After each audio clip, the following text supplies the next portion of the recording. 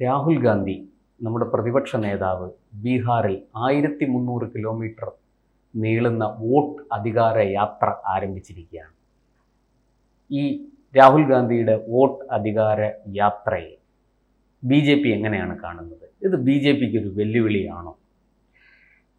പ്രശ്നം അതിനകത്ത് ബേസിക്കലി എന്താ പ്രശ്നം എന്ന് പറഞ്ഞു കഴിഞ്ഞാൽ, ഒരു രാഷ്ട്രീയ പ്രസ്ഥാനം ഒരു തെരഞ്ഞെടുപ്പിനെ നേരിടാൻ ഇറങ്ങുന്ന സമയത്ത് അവർക്ക് ഭരിച്ചുകൊണ്ടിരിക്കുന്നവർക്ക് എതിരായിട്ട് പറയാൻ വേണ്ടിയിട്ട് കുറച്ച് ആരോപണങ്ങൾ ഉണ്ടാവണം. ഇവിടെ വിലക്കയറ്റം രൂക്ഷമാണ്, അഴിമതി വലിയ പ്രശ്നമാണ്, ഭരണം പരാജയമാണ്, ആഭ്യന്തര സുരക്ഷാ പ്രശ്നം, ക്രമസമാധാനം, ജിയോ പൊളിറ്റിക്കൽ സിറ്റുവേഷനിൽ വളരെ മോശമാണ്. ഇത് നിലവിൽ കേന്ദ്രം ഭരിച്ചുകൊണ്ടിരിക്കുന്ന സർക്കാരിനെതിരായിട്ട് 11 വർഷമായിട്ടും അവർക്ക് ഒരു ചെറിയ ആരോപണം പോലും എടുത്ത് ഉന്നയിക്കാൻ വേണ്ടി സാധിക്കുന്നില്ല. അപ്പോൾ വീണ്ടും ജനങ്ങൾക്ക് മുമ്പിലേക്ക് അവർ തിരഞ്ഞെടുപ്പുമായി ബന്ധപ്പെട്ടിട്ട് പോകാൻ ഒരുങ്ങുകയാണ്. നോക്കൂ, ഇപ്പൊ നരേന്ദ്രമോദിജി ജിയോ പൊളിറ്റിക്കൽ ഇതിൽ നേരിടുന്ന ഏറ്റവും വലിയ വെല്ലുവിളി ട്രംപ് ഉയർത്തിക്കൊണ്ടിരിക്കുന്ന ഈ താരിഫ് വാറുമായി ബന്ധപ്പെട്ടിട്ടുള്ള വിഷയം. അതെന്തുകൊണ്ടുണ്ടായി എന്ന് ചോദിച്ചു കഴിഞ്ഞാൽ, ഇന്ത്യ ഡോളറിനെ ചലഞ്ച് ചെയ്യുകയും റഷ്യയിൽ നിന്ന് നേരിട്ട് എണ്ണ വാങ്ങിക്കുകയും ചെയ്യുന്ന ഒരു സാഹചര്യം ഉണ്ടായത് കൊണ്ടാണ് അത് സംഭവിച്ചിരിക്കുന്നത്. മൂന്നാമത് ഒരു കാരണം കൂടിയുണ്ട്. കാർഷിക വിഷയങ്ങളിൽ ഈ പ്രത്യേകിച്ചും നമ്മുടെ അമേരിക്കൻ വിത്തുകൾക്ക് അത് അവിടെ നിൽക്കട്ടെ, ഞാൻ അതിലേക്കല്ല വരുന്നത്. ഇപ്പൊ റഷ്യയിൽ നിന്ന് ഇന്ത്യ പെട്രോൾ നേരിട്ട് വാങ്ങിയില്ലായിരുന്നു എന്നുണ്ടെങ്കിൽ ഇന്ന് നമ്മളിപ്പോ ഈ 100-105 രൂപ ലിറ്ററിന് പെട്രോൾ അടിച്ചുകൊണ്ടിരിക്കുന്ന സ്ഥാനത്ത് നമ്മൾ 150 രൂപ 170 രൂപ പെർ ലിറ്ററിന് നമ്മൾ പെട്രോൾ അടിക്കുന്ന ഒരു സാഹചര്യത്തിലേക്ക് കാര്യങ്ങൾ പോയേനെ. തീർച്ചയായിട്ടും ജനങ്ങൾക്ക് മേൽ അത് എത്ര വലിയ ബേർഡൻ ആയിട്ട് വലിയ ദുരന്തമായി ചിന്തിച്ച് നോക്കേണ്ടുന്നതാണ്. ഇതിപ്പോ 2014 2013 സെപ്റ്റംബറിൽ ഇന്ത്യയിലെ പെട്രോൾ പ്രൈസ് എന്ന് പറയുന്നത് 83 രൂപയാണ്. മൻമോഹൻ സിംഗ് ഇറങ്ങുന്ന സമയത്ത് അതൊന്ന് കുറഞ്ഞ് 70-75 എന്നൊക്കെ പറയുന്ന ഒരു റേറ്റിൽ നിന്നിട്ടുണ്ട്. 11 വർഷമായിട്ട് 30 രൂപ മാത്രമാണ് അതിനകത്ത് വ്യത്യാസം വന്നിരിക്കുന്നത്. അതും കേരളം പോലുള്ള സ്റ്റേറ്റുകൾ. UP-യിലൊക്കെ പോയി കഴിഞ്ഞാൽ 95 രൂപ മാത്രമാണ്. അവിടെ നിന്ന് ഇപ്പോഴും 100 തൊട്ടിട്ടില്ലാത്ത സാഹചര്യമുണ്ട്. അടുത്ത് തമിഴ്നാട്ടിൽ പോലും വില കുറവാണ്. അപ്പോൾ ആ ഒരു സാഹചര്യത്തിലാണ് നിൽക്കുന്നത്. അപ്പൊ ഇവർ എന്ത് പറഞ്ഞിട്ട് ഈ ഗവൺമെന്റിനെതിരായിട്ട് ഒരു പ്രചരണത്തിന് അവർക്ക് പറയാൻ വേണ്ടിയിട്ട് ആരോപണങ്ങളൊന്നും തന്നെ ഇല്ല. അപ്പൊ അവരെന്തെങ്കിലും ഒരു ആരോപണം കൃത്രിമമായിട്ട് സൃഷ്ടിക്കുക എന്നുള്ളതാണ്. നോക്കൂ, ഇവിടെ BJP പറയുന്ന പർട്ടിക്കുലർ വിഷയത്തിൽ ആരോപണം കാലങ്ങളായിട്ട് ഉന്നയിക്കുന്നതാണ്. കേരളത്തിൽ ഉന്നയിക്കുന്നുണ്ട്. നമ്മൾ കേരളത്തിനകത്ത് ഈ പറയുന്ന വോട്ടർ പട്ടികയിൽ ക്രമക്കേടുണ്ട്, കള്ള വോട്ടുകൾ നടക്കുന്നുണ്ട്, ഇതെല്ലാം നമ്മൾ ആരോപണം ഉന്നയിക്കുന്നുണ്ട്. കോൺഗ്രസിനെതിരായിട്ട് നമ്മൾ ഈ ആരോപണം ഉന്നയിക്കുന്നുണ്ട്. ഇതെല്ലാം ഉണ്ട്. ഇതെല്ലാം ആർക്കെതിരെ ഉന്നയിക്കുന്നു എന്നുള്ളതാണ് നമ്മൾ ഉന്നയിക്കുന്നത് അതാത് രാഷ്ട്രീയ പാർട്ടികൾക്ക് നേരെയാണ്. അത് സംസ്ഥാന സർക്കാരുകളുടെ കീഴിലുള്ള സർക്കാർ ഉദ്യോഗസ്ഥരെ ഉപയോഗിച്ചുകൊണ്ട് ഈ പറയുന്ന മാനിപ്പുലേഷൻ നടത്തുന്നു എന്നുള്ളതാണ്. രാഹുൽ ഗാന്ധിയുടെ ഇവിടുത്തെ ആരോപണം വളരെ ബുദ്ധിപരമാണ്. അയാൾ നേരെ ആരോപണം ഉന്നയിക്കുന്ന BJPക്കെതിരെയല്ല, അയാൾ നേരെ ആരോപണം ഉന്നയിക്കുന്ന തിരഞ്ഞെടുപ്പ് കമ്മീഷനെതിരായിട്ടാണ്. കാര്യം എന്താണെന്ന് വെച്ച് കഴിഞ്ഞാൽ, നമുക്കിതിനെ സ്വാഭാവികമായിട്ട് BJPക്ക് ഇറങ്ങിയിട്ട് ഇതിനെ ഡിഫെൻഡ് ചെയ്യേണ്ടി വരുന്ന സാഹചര്യം ഉണ്ടാകുന്നത്. അപ്പോൾ ഉടൻ തന്നെ അടുത്ത ചോദ്യം, തിരഞ്ഞെടുപ്പ് കമ്മീഷനെ പറയുമ്പോൾ നിങ്ങൾക്ക് എന്തിനാണ് കൊള്ളുന്നത്? ഇത് വളരെ ബുദ്ധിപരമായി പ്ലേസ് ചെയ്തിരിക്കുന്ന ഒരു ചോദ്യമാണ്. ഇത് രാഹുൽ ഗാന്ധിക്കോ ഇന്ത്യൻ നാഷണൽ കോൺഗ്രസ് എന്ന് പറയുന്ന ഇന്ത്യയിലെ ഏറ്റവും പഴക്കമുള്ള രാഷ്ട്രീയ പാർട്ടിക്കോ അറിഞ്ഞുകൂടാത്ത കാര്യമല്ല. തെരഞ്ഞെടുപ്പ് കമ്മീഷൻ അല്ല നേരിട്ട് ഉദ്യോഗസ്ഥരുള്ളതെന്നും ആ ഉദ്യോഗസ്ഥരെന്ന് പറയുന്നത് സംസ്ഥാന സർക്കാർ കൊടുത്തിരിക്കുന്നതാണെന്നും അവിടെയുള്ള BLOമാരാണ് താഴെത്തട്ടിൽ ഈ വോട്ടർ പട്ടിക പരിശോധിച്ചിട്ട് ഇത് മാറ്റുന്നതെന്നും 10 ലക്ഷത്തിലധികം BLOമാർ വിവിധ രാഷ്ട്രീയ പാർട്ടികളിലുള്ളവര് അല്ലെ. ഇപ്പൊ നമ്മളൊരു ബൂത്തിൽ എടുത്താൽ അവിടെ വരുന്ന BLO ചിലപ്പോൾ CPM-കാരനായിരിക്കും, ചിലപ്പോൾ കോൺഗ്രസ്സുകാരനായിരിക്കും, ചിലപ്പോൾ BJP-കാരന്, രാഷ്ട്രീയമില്ലാത്ത ആളാണ്. ഇങ്ങനെയുള്ള 10 ലക്ഷം പേരെ ഉപയോഗിച്ചിട്ട് തെരഞ്ഞെടുപ്പ് കമ്മീഷന്റെ മുകളിലിരിക്കുന്ന 3-4 പേർക്ക് ഇത്രയും വലിയൊരു അട്ടിമറി നടത്താൻ കഴിയുമെന്ന് സാമാന്യ ബുദ്ധിയുള്ള ആർക്കും വിശ്വസിക്കാൻ സാധിക്കില്ല. പക്ഷെ ഇത് കോൺഗ്രസിന് ഇത് അറിഞ്ഞുകൂടാത്തത് കൊണ്ടല്ല, പകരം ആൾക്കാരെ കൺഫ്യൂഷനിൽ നിർത്തുക, തങ്ങൾക്ക് പറയാൻ വേണ്ടിയിട്ട് ഒരു വിഷയം ഉണ്ടാവുക, ഇത്രയേ ഉള്ളൂ. ഇത്രയും ഉത്തരവാദിത്വ ബോധമില്ലാത്ത പ്രതിപക്ഷത്തിനെ നമ്മുടെ ജീവിതത്തിൽ കണ്ടിട്ടില്ല. ഞാൻ പറയുന്ന ഒരു രാഷ്ട്രം എന്ന് പറയുമ്പോൾ ആ രാഷ്ട്രത്തിന്റെ പല സംവിധാനങ്ങളിൽ ഏറ്റവും പ്രധാനപ്പെട്ട ഒന്നാണ് പ്രതിപക്ഷം എന്ന് പറയുന്നത്. അതെ, രാഷ്ട്രത്തിന്റെ ശത്രുക്കൾ, നമ്മുടെ രാജ്യത്തിന്റെ ശത്രുക്കൾ ആരും ആയിക്കൊണ്ട് പോട്ടെ, അവര് നമ്മുടെ രാജ്യത്തേക്ക് ഇരച്ചു കയറാൻ വേണ്ടിയിട്ട് ഒരു പഴുത് നോക്കി നിൽക്കുക. അപ്പൊ ഏറ്റവും ദുർബലമായ കണ്ണിയാണ് അവർ അറ്റാക്ക് ചെയ്യാൻ വേണ്ടിയിട്ട് ശ്രമിക്കുക. അവര് കണ്ടെത്തിയിരിക്കുന്ന ഏറ്റവും ദുർബലമായ കണ്ണി എന്ന് പറയുന്നത് ഈ രാജ്യത്തിന്റെ പ്രതിപക്ഷം എന്ന് പറയുന്ന സംവിധാനമാണ്. അതിലൂടെയാണ് അവരിപ്പോൾ ഇരച്ചു കയറാൻ വേണ്ടി ശ്രമിക്കുന്നത്. നമ്മളൊന്ന് നോക്കണം, ഇപ്പൊ ഓപ്പറേഷൻ സിന്ദൂർ കഴിഞ്ഞു. ഓപ്പറേഷൻ സിന്ദൂർ കഴിയുന്ന സമയത്ത് അദ്ദേഹം നരേന്ദ്രമോദി ഗവൺമെന്റിനെ മാത്രമല്ല അറ്റാക്ക് ചെയ്യുന്നത്, അദ്ദേഹം ഡയറക്ട്ലി ആർമി അറ്റാക്ക് ചെയ്യുന്ന സാഹചര്യമാണോ? നമ്മുടെ എത്ര ഫൈറ്റർ ജെറ്റ് പോയി, എത്ര സൈനികർക്ക് ജീവൻ നഷ്ടപ്പെട്ടു, എത്ര അത് സംഭവിച്ചു, എത്ര സംഭവിച്ചു, ചോദിച്ചുകൊണ്ടേ നടക്കുകയാണ്. നോക്കൂ, വേറെ ഏതൊരു രാജ്യം, അതായത് നമ്മൾ പരാജയപ്പെട്ടു എന്നാണ് അദ്ദേഹം പറയുന്നത്. ഈവൻ പാകിസ്ഥാനിലെ പ്രതിപക്ഷ നേതാവ്, ഈവൻ പാകിസ്ഥാനിലെ ഈ ട്വിറ്റർ ഹാൻഡിലുകള് ഈ പാകിസ്ഥാനിലെ ബിലാവൽ ഭൂട്ടോ ഉണ്ടല്ലോ, അയാളെ പറയുന്നത് പാകിസ്ഥാനിലെ പപ്പു എന്നാണ് വിളിക്കുന്നത്. പലപ്പോഴും പറഞ്ഞിട്ടുണ്ട്. നമ്മൾ ഈ പല സോഷ്യൽ മീഡിയയിൽ ഇടപെടുന്ന സമയത്ത് അവിടെ ഉള്ള ചില പാകിസ്ഥാനി ഹാൻഡിൽസ് തന്നെ പറയും, don't take him seriously, is the Pappu of Pakistan എന്ന് പറയുന്ന ആ ബിലാവൽ ഭൂട്ടോ പോലും പാകിസ്ഥാൻ ജയിച്ചു എന്ന് പറഞ്ഞ് എന്താണ് ഒരു ആഘോഷമായിട്ട് പുറത്തിറങ്ങാൻ താല്പര്യപ്പെടുമ്പോ നമ്മുടെ ഇവിടുത്തെ ഈ പറയുന്ന ഒറിജിനൽ ആള്, ഈ പപ്പു എന്ന് പറയുന്ന ആള്, ഇദ്ദേഹത്തിന് എന്താണ് നമുക്ക് എത്ര നഷ്ടപ്പെട്ടു, എത്ര കമ്മിറ്റ്മെന്റ് ഉണ്ടെന്ന് ആലോചിച്ചോണം. അയാൾക്ക് പോലും അയാളുടെ രാജ്യത്തോട് കമ്മിറ്റ്മെന്റ് ഉണ്ട്. അപ്പൊ എന്താ ഇദ്ദേഹം ഉദ്ദേശിക്കുന്നത് എനിക്ക് മനസ്സിലാവുന്നില്ല. ഡൊണാൾഡ് ട്രംപ് എന്ന് പറയുന്ന ഒരാൾ, ഈ ട്രംപ് വന്നിട്ട് ഞാൻ മീഡിയേറ്റ് ചെയ്തു, അത് ഡൊണാൾഡ് ട്രംപ് കഴിഞ്ഞ ഒരു 2 മാസം കൊണ്ട് ലോകത്തിന്റെ മുമ്പിൽ ഒരു പരിഹാസ കഥാപാത്രമായിട്ട് മാറിക്കൊണ്ടിരിക്കുകയാണ്. അയാളെ ഇപ്പോഴും സീരിയസ് ആയിട്ട് എടുക്കുന്ന ഒരേ ഒരാളുണ്ടെന്നുണ്ടെങ്കിൽ അത് രാഹുൽ ഗാന്ധിയായി. വേറെ ആരും അയാളെ സീരിയസ് ആയിട്ട് എടുക്കുന്നില്ല. ട്രംപ് പറഞ്ഞു എന്നും പറഞ്ഞും കൊണ്ട് മോദിയെ സറണ്ടർ എന്നൊക്കെ പറയുന്നത്, നരേന്ദ്രമോദി അല്ല സറണ്ടർ മോഡി എന്ന് പറഞ്ഞിട്ട് നമുക്ക് ലോകത്തിന്റെ മുമ്പിൽ നമ്മുടെ പ്രതിപക്ഷം നമ്മുടെ രാജ്യത്തെ എങ്ങനെയാണ് പ്രസന്റ് ചെയ്യുന്നത് നോക്കാം, ഇകഴ്ത്തി കാണിക്കുക. അപ്പൊ രാജ്യത്തിന്റെ സംവിധാനങ്ങളെ പരിപൂർണമായിട്ട് സംശയത്തിന്റെ നിഴലിൽ നിർത്തുക. ഈ ഒരു ഇത്രയും ഉത്തരവാദിത്വ ബോധമില്ലാതെ പെരുമാറുന്ന ഒരു പ്രതിപക്ഷം കഴിഞ്ഞ കുറച്ച് നാളുകൾ, അത് അവർക്ക് വോട്ട് അധികാര യാത്ര എന്നൊക്കെ പറയുന്നത് കറക്റ്റാണ്. കാരണം എങ്ങനെയെങ്കിലും അധികാരം കിട്ടിയേ പറ്റുള്ളൂ, വേറെ അല്ലാതെ നിലനിൽക്കാൻ സാധിക്കുന്നില്ല എന്നുള്ള അവസ്ഥയാണ്. അതിന്റെ ഭാഗം മാത്രമായിട്ട് ഇറങ്ങിയിരിക്കുന്ന ഒരു കോപ്രായം പ്രഹസനവും മാത്രമാണ്. അതായത് മഹാരാഷ്ട്രയിൽ ഒരാൾ ഹർജിയുമായിട്ട് ബോംബെ ഹൈക്കോടതിയിൽ പോയി. 6 മണിക്ക് ശേഷം, വോട്ടെടുപ്പ് ദിവസം 6 മണിക്ക് ശേഷം 76 ലക്ഷം വോട്ടുകൾ അവിടെ പോൾ ചെയ്യപ്പെട്ടു എന്നാണ് അദ്ദേഹം പറയുന്നത്. ഇത് ബോംബെ ഹൈക്കോടതി ഇത് പരിശോധിക്കണം, ഇത് ക്രമക്കേടാണ് എന്ന് പറഞ്ഞാണ് പോയത്. പക്ഷെ ബോംബെ ഹൈക്കോടതി അത് തള്ളി. ആ ആളിപ്പോൾ സുപ്രീം കോടതി പോയിരിക്കുകയാണ്. സുപ്രീം കോടതി അവിടെ നിന്ന് തള്ളി. ഇതും സത്യത്തിൽ കോൺഗ്രസിന്റെ തന്നെ ഒരു തന്ത്രമാണ്. അല്ലെ, അത് കോൺഗ്രസിന്റെ തന്ത്രമാണെന്ന് ഞാൻ വിശ്വസിക്കുന്നില്ല. കാരണം കോൺഗ്രസിന് ഒരിക്കലും ആധികാരികമായിട്ടൊരു ഒരു മറുപടി ലഭിക്കുന്നത് അവരാഗ്രഹിക്കുന്നില്ല.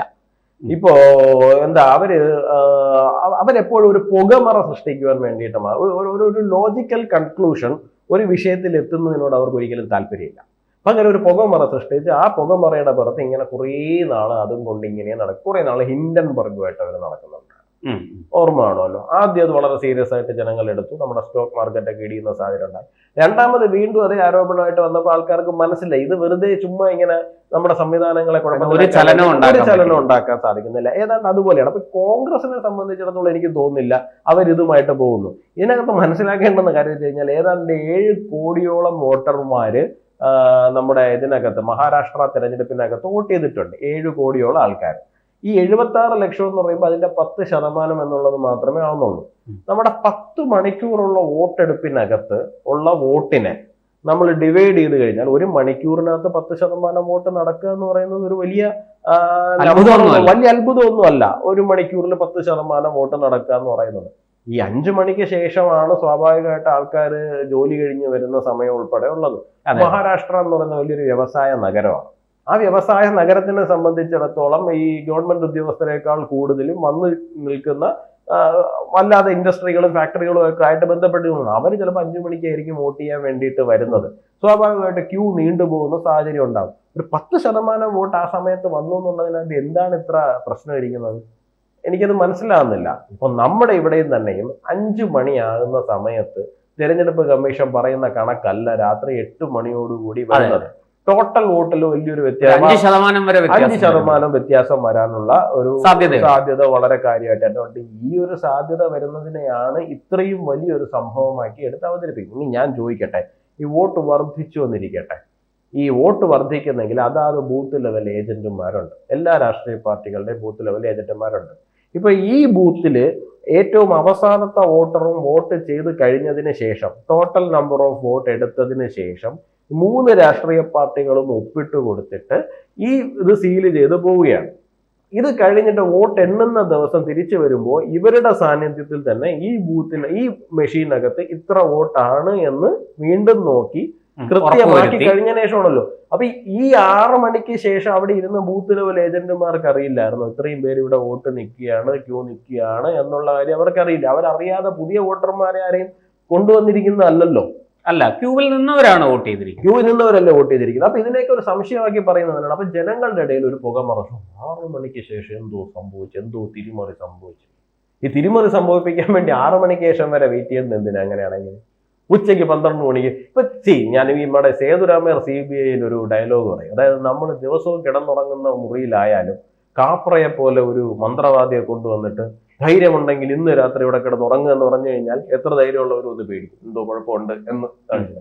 അതുപോലെയാണ് ഒരു പർട്ടിക്കുലർ സമയം പറഞ്ഞിട്ട് നോക്കൂ ഉച്ചയ്ക്ക് 12 മണിക്കും 1 മണിക്കും ഇടയ്ക്ക് ഇത്ര വോട്ട് വന്നിരിക്കുകയാണ്, അതിനകത്ത് എന്തോ സംശയമുണ്ട് എന്ന് പറഞ്ഞു കഴിയുമ്പോൾ ആൾക്കാർ 12 മണിക്ക് 1 മണിക്ക് ഇടയ്ക്ക് ഇത്രയും വോട്ട് വന്നു, അതെന്തായിരിക്കും അങ്ങനെ വന്നത്?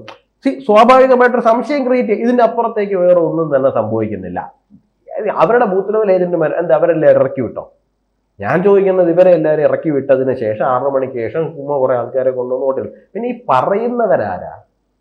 ഞാൻ ചോദിക്കുന്ന ഈ പറയുന്ന ആരാ? രാഹുൽ ഗാന്ധി വോട്ടധികാര യാത്ര തുടങ്ങാൻ പറ്റിയ ഏറ്റവും നല്ല സംസ്ഥാനമാണ് ബീഹാർ എന്നാണ് എൻ്റെ അഭിപ്രായം. കാരണം ജംഗിൾ രാജ് എന്ന് പറയുന്നതിന് ഇത്രയും പേര് കേട്ടൊരു സംസ്ഥാനം വേറെ ഇല്ല. കൂടെ ഇരുത്തിയിരിക്കുന്നത് ലാലു പ്രസാദ് യാദവിനെ, മകൻ തേജസ്വി യാദവിനെയാണ്. ഇവരുടെ പ്രധാന പണി എന്തായിരുന്നു? ഒരു കാലഘട്ടത്തില് പോളിംഗ് ബൂത്ത് മുഴുവനായിട്ട് പിടിച്ചെടുക്കുക, എന്നിട്ട് ബാലറ്റ് പേപ്പർ ഉൾപ്പെടെ വീട്ടിൽ കൊണ്ടുവയ്ക്കുക, എന്നിട്ട് സീൽ ചെയ്തിട്ട് തോന്നുമ്പോൾ തിരിച്ചു കൊണ്ടുവരിക, വരുന്ന ഉദ്യോഗസ്ഥന്മാരെ ഭീഷണിപ്പെടുത്തുക. ഇങ്ങനെ കാലങ്ങളോളം ജംഗിൾ രാജിലൂടെ വോട്ട് പിടിച്ചെടുത്തിരുന്ന ലാലു പ്രസാദ് യാദവും ടീമും, പിന്നെ ഒരാള് മമതാ ബാനർജിയും ടീമുമാണ്. എതിർ സ്ഥാനാർത്ഥിയായിട്ട് മത്സരിക്കുന്ന സ്ത്രീകളെ ലോക്കൽ ബോഡിയിൽ ഉൾപ്പെടെ വീട്ടിൽ കയറി ബലാത്സംഗം ചെയ്യുക എന്നുള്ളതാണ് അവരുടെ രാഷ്ട്രീയ പ്രവർത്തനത്തിന്റെ പ്രധാന പണി എന്ന് തന്നെ പറയുന്നത്. കേരളത്തിലേക്ക് വരുമ്പോൾ ഇടതുപക്ഷം എത്രയോ കാലങ്ങളായിട്ട് ചെയ്തു. ഇപ്പോഴും കോൺഗ്രസിന്റെ ആരോപണം ഇടതുപക്ഷത്തിനെതിരെ തീർന്നിട്ടില്ല. നമ്മുടെ കർണാടകത്തിലെ മുൻ ആഭ്യന്തരമന്ത്രി P. പരമേശ്വർ, അദ്ദേഹം കഴിഞ്ഞ മാസമാണ് ഒരു പ്രസംഗത്തിനിടയിൽ പറഞ്ഞത്, ഞങ്ങൾ പണ്ട് ബാലറ്റ് പേപ്പറുകൾ എടുത്ത് വീട്ടിൽ കൊണ്ടുപോയി സീൽ ചെയ്ത് തിരിച്ചുകൊണ്ടിട്ടുമായിരുന്നു ഞങ്ങളുടെ പ്രധാന പണി എന്ന് പറഞ്ഞത് കോൺഗ്രസിന്റെ തന്നെ P. പരമേശ്വരയാണ്. ഇവരാണ് വന്നു നിന്നിട്ട് ഇപ്പൊ ജനാധിപത്യത്തിനെ കുറിച്ചിട്ട് എന്തോ മഹനീയമായിട്ട് ഞങ്ങൾ സംരക്ഷിക്കാൻ ഇറങ്ങി പുറപ്പെട്ടിരിക്കുകയാണ് എന്നുള്ള തലത്തില്. ജനാധിപത്യത്തെ സംരക്ഷിച്ചത് നമ്മൾ 75-ൽ കണ്ടു. അല്ല ഞാൻ ചോദിക്കുന്നത് ഈ മനുഷ്യന്റെ രാഹുൽ ഗാന്ധിയുടെ അദ്ദേഹത്തിന്റെ DNA-ല് മാന്യമായി തെരഞ്ഞെടുപ്പ് ജയിച്ച ഒരു ചരിത്രം പറയാനില്ല. നമുക്കറിയാം, നെഹ്റു പ്രധാനമന്ത്രി ആവുന്ന സമയത്ത് 15 പ്രവിശ്യകളിൽ ഒരെണ്ണം പോലും അദ്ദേഹത്തിന് അനുകൂലമായിട്ട് വോട്ട് ചെയ്തിട്ടില്ല. 12 സർദാർ വല്ലഭായ് പട്ടേലിന് അനുകൂലമായി ചെയ്തു എന്ന് പറയുമ്പോൾ എല്ലാവരും തെറ്റിദ്ധരിക്കും ബാക്കി 3 നെഹ്റുവിന് അനുകൂലമായിട്ട് ചെയ്തില്ല. 2 കൃപാലിനിക്കും 1 മറ്റൊരാൾക്കാണ്, ഞാൻ പേര് പെട്ടെന്ന് മറന്നുപോയി. അങ്ങനെയാണ് വോട്ട് പോയിരിക്കുന്നത്. 1 പോലും നെഹ്റുവിന് വന്നിട്ടില്ല. പിന്നെ നെഹ്റു എങ്ങനെയാ പോയത്? നെഹ്റു അപ്പുറത്ത് പോയി കൈയും കാലും ഒക്കെ പിടിച്ച് എനിക്ക് ആയേ പറ്റൂ എന്ന് പറഞ്ഞ് കരഞ്ഞ് വിളിച്ചിട്ടാണ് അവസാനം മഹാത്മാഗാന്ധി നെഹ്റുവിന് വേണ്ടിയിട്ട് ഇറങ്ങി സർദാർ പട്ടേലിനെ പിൻവലിപ്പിച്ചിട്ട് നെഹ്റുവിനെ ആദ്യമായിട്ട് പ്രധാനമന്ത്രിയാക്കി കൊണ്ടുവരുന്നത്. നെഹ്റു പ്രധാനമന്ത്രി ആയില്ലായിരുന്നു എന്നുണ്ടെങ്കിൽ നെഹ്റു എന്ന് പറയുന്ന ഒരാൾക്ക് എത്ര പ്രാധാന്യം ചരിത്രത്തിൽ കിട്ടുമായിരുന്നു? ആലോചിച്ച് നോക്കണം. ഇപ്പൊ സുഭാഷ് ചന്ദ്രബോസിന് പോലും ഒരു പരിധി വിട്ടുള്ള പ്രാധാന്യം കിട്ടാത്ത അവസ്ഥയിലേക്ക് പോയി. സർദാർ വല്ലഭായ് പട്ടേലിന് കിട്ടാത്ത അവസ്ഥയിലേക്ക് പോയി ഇല്ലേ? അതിനേക്കാളും ഇവർക്ക് പറയാൻ എന്തെങ്കിലും ഉണ്ട്. സുഭാഷ് ചന്ദ്രബോസിന് പറയാൻ ഒരുപാടുണ്ട്, പട്ടേലിന് പറയാനുണ്ട്. നെഹ്റുവിന് അങ്ങനെ പറയാൻ വേണ്ടിയിട്ട് പ്രത്യേകിച്ചൊന്നുമില്ല. പ്രധാനമന്ത്രി ആയതുകൊണ്ട് മാത്രമാണ് അയാൾ പിന്നീട് ഒരു ഐക്കണായിട്ട് മാറുന്നത്. അല്ലെങ്കിൽ അത്ര വലിയൊരു ഐക്കണായിരിക്കും, തീർച്ചയായിട്ടും ആയിരിക്കും. അല്ലാതെ ഞാൻ പറയുന്നില്ല, ഇത്രയും ചർച്ച ചെയ്യപ്പെടുന്ന ഒരു ഫിഗറായിട്ട് വരില്ലായിരുന്നു. അത് കഴിഞ്ഞിട്ട് ഇന്ദിരാഗാന്ധിയുടെ DNA-ൽ എന്താ ഉള്ളത്? ഒരു തെരഞ്ഞെടുപ്പിനകത്ത് തോറ്റു അല്ലെങ്കിൽ അയോഗ്യയാക്കപ്പെട്ടു എന്ന് സുപ്രീം കോടതി പറഞ്ഞപ്പോ ഇന്ത്യയിൽ അടിയന്തരാവസ്ഥ വരെ പ്രഖ്യാപിക്കുവാൻ വേണ്ടിയിട്ട് തയ്യാറായിട്ടുള്ള ഒരാളാണ് ഇന്ദിരാഗാന്ധി എന്ന് പറയുന്നത്. അപ്പോൾ ഒരു തെരഞ്ഞെടുപ്പിൽ തോറ്റു കഴിഞ്ഞാൽ അതിനെ അക്സെപ്റ്റ് ചെയ്യുവാൻ പോലും അവർക്ക് സാധിക്കില്ല. രാജീവ് ഗാന്ധി ആദ്യമായിട്ട് പ്രധാനമന്ത്രിയാവുന്നത് എങ്ങനെയാ? ഇന്ദിരാഗാന്ധി മരണപ്പെട്ട അല്ലെങ്കിൽ സഹതാപ തരംഗത്തിലാണ്. അദ്ദേഹം ആദ്യമായിട്ട് പിന്നീട് തെരഞ്ഞെടുപ്പ് നേരിടുന്ന സമയത്ത് പരാജയപ്പെടുകയാണ് ചെയ്യുന്നത്. അല്ലെ, VP സിംഗ് പ്രധാനമന്ത്രിയായിട്ട് വരുന്ന സാഹചര്യം ഉണ്ടെന്ന് 89-ൽ അദ്ദേഹം അങ്ങനെയാണ്. 1984-ൽ മാത്രമാണ് അദ്ദേഹം പ്രോപ്പറായിട്ട് ഒരു തെരഞ്ഞെടുപ്പിനെ നേരിട്ട് ജയിച്ചിരിക്കുന്നത്. അതും ഈ പറയുന്ന സഹതാപ തരംഗത്തിൽ റൈഡ് ചെയ്തിട്ട് മാത്രം. അപ്പൊ ഈ രാഹുൽ ഗാന്ധിയുടെ DNA-ൽ എന്ന് പറയുന്നത് ശരിക്കും പറഞ്ഞാൽ അതിന്റെ DNA-ൽ നോക്കിക്കഴിഞ്ഞു കഴിഞ്ഞാൽ മാന്യമായ തെരഞ്ഞെടുപ്പ് രാഷ്ട്രീയത്തിൽ ഇറങ്ങി നിന്ന് ജനാധിപത്യമായി പെരുമാറിയ യാതൊരു പാരമ്പര്യവും അദ്ദേഹത്തിന് അവകാശപ്പെടാനില്ല. അപ്പൊ എങ്ങനെയെങ്കിലും അധികാരം തിരിച്ചു പിടിക്കുക എന്നുള്ളതിന് വേണ്ടിയിട്ട് അതിന് ഇന്ത്യയുടെ സംവിധാനങ്ങളെ മോശമാക്കി ചിത്രീകരിച്ചാലും കുഴപ്പമില്ല. ഇന്ത്യയെ തന്നെ ഒരു 3-4 ആയിട്ട് വെട്ടിമുറിച്ചു കൊടുത്തിട്ട് അതെ ഈ ഒരു ഭാഗം നിങ്ങളുടെ കുടുംബം ഭരിച്ചോ എന്ന് പറഞ്ഞു കൊടുത്ത് അതും കൊണ്ടുപോകാനും അദ്ദേഹം തയ്യാറാണ്. എല്ലാവർക്കും ഇപ്പൊ അതുപോലെ ചെയ്യാൻ വേണ്ടിയിട്ട് സാധിക്കില്ലല്ലോ. അതെ, കൂടുതൽ വാർത്തകളും വിശേഷങ്ങളും നിങ്ങളിലേക്ക് എത്താൻ ABC മലയാളം സബ്സ്ക്രൈബ് ചെയ്യുക, ബെൽ ബട്ടണും അമർത്തുക.